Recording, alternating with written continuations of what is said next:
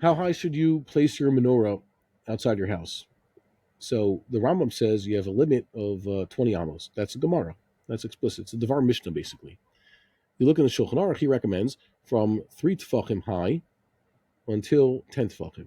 Now, 3 tefachim is about 24 centimeters, and 10 tefachim is 80 centimeters. Now, that's actually quite low. 80 centimeters, 10 tefachim is not high at all. I actually leave my menorah at that place you saw outside my house, the brickwork outside the gate, and it's actually more like a meter high.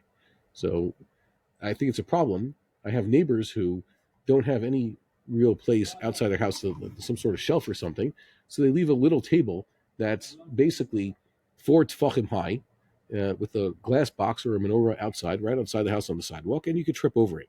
And it's pretty bad. Why are they doing that? Well, the Shulchan Aruch said so, but why the Shulchan Aruch say so, and why the Rambam leave it out? So you look in the Gemara there in Shabbos 21b or a, whichever one. It's the sugya of Hanukkah, and there's a Havamina there.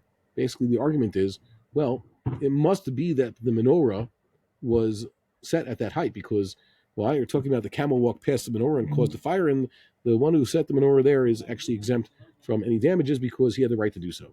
And it must be the right to do so within a certain range, because if it didn't have to be within that range, then the one who owned the camel could have told the one who set the menorah there, the Hanukkah candles, maybe you should have left it a little bit higher. By the way, camels are quite tall. I don't know why it used the example of a camel to talk about height. It could have said a horse or a donkey or any other behemoth, but either way, he could have left it even higher. Okay, and then it could have avoided the problem. Must be the sages Dafka wanted him to put it at that height, and the Gemara dismisses that and says, "No, Dilma, it's just that's how it's a tircha to leave your menorah as high up as whatever it could be, so that a camel doesn't get it. That's actually quite high. You ever see how high it is a camel can get? You know, and the rider is even higher. So that would have been a tircha. So the Gemara ostensibly lets the bottom line, the rejection, hang on. That explains what they attribute to the psak of the Rif and the Rambam. As long as the menorah, the Hanukkah candles are within 20 amos of the ground, so it's kosher. By the way, what do people do in places like Manhattan? They have these gigantic apartment buildings. They're many hundreds of amos tall, and of course, they have just in their windows. When people see that, okay, I don't know what exactly the heter is. You could say though, because there's another apartment building tower right across the street, and they just look out and they see it also. So I guess the standard is different nowadays. Okay, fine, whatever it might be, or just don't live in Manhattan anymore.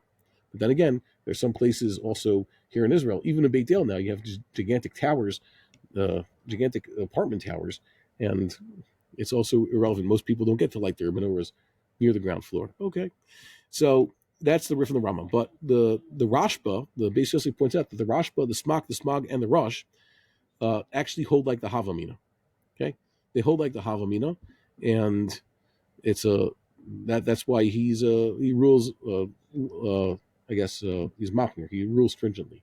The Shulchan Aruch does that. Now you could have asked, wait a minute. The Shulchan Aruch says he'll choose best 2 out of 3. Rif, Rush, and Rambam. And the Rif and the Rush hold that there's no such standard of leaving the menorah up to a height of 10 tefachim. But whatever you're going to do, the Rush is joined by these other 3 bigs. So that's how they have it. But then again, I'm sure you could find others who held like the Rif and the Rambam. So whichever one. I'm not so makbid for such a thing. I think that the Vilna Gaon points out, look at the Gemara. It seems that the Gemara rejected that whole Havamina, that the menorah itself has to be within this 3 to 10 tefachim window of height. Okay, whatever it might be.